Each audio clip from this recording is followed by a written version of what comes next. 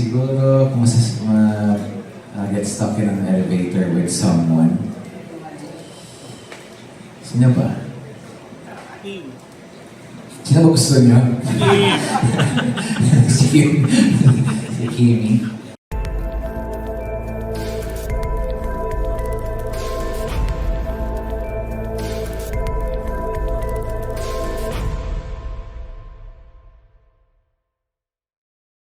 If you would get stuck in an elevator, sino yung gusto nyo makasama? Not each other.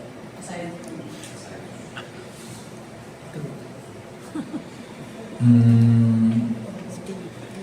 Siguro wag naman siguro si Jesus Christ kasi baka dumiretso ako sa yung elevator sa heaven. It's a good thing.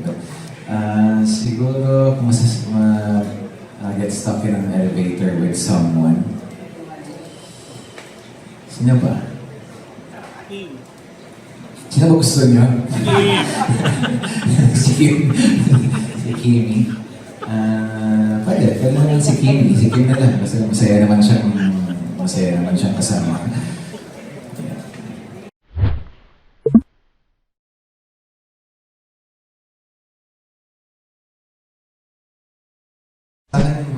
Wala po akong masyadong experience na ganun. Pero siguro one thing na parang laging tumatatak sa akin kapag may nakakasabay kang crush more maganda sa elevator. Parang, syempre parang hinihingi mo sana mapansin ako nitong katabi ko. Pero ending, dahil hindi rin naman ako nagsasalita at hindi rin naman ako tumitingin sa tao, hindi niya rin po ako napansin.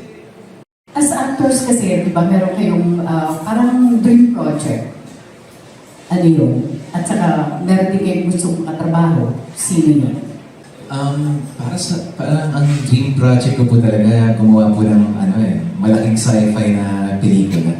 Parang, alam ko po mahirap gawin dito sa Pilipinas dahil kapag gagawa po na isang malaking sci-fi na pelikula, budget po lagi yung nagiging problema. Pero, yun po ang pangarap kong gawin pangarap kong magawang pelikula. At sa katrabaho naman po,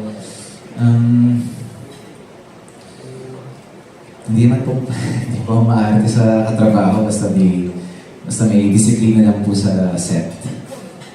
Sino ba? Ano ba pwede? Kim na lang. Si Kim na naman. Why not? Gusto ko naman yung working kung paano magtrabaho sa Kim. Sino ba pwede niyo?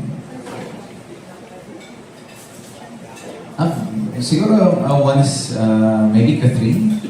Parang parang she's trying to transition into more mature roles and I think parang baka maging bagay ako sa ibang proyekto magawa niya in the future.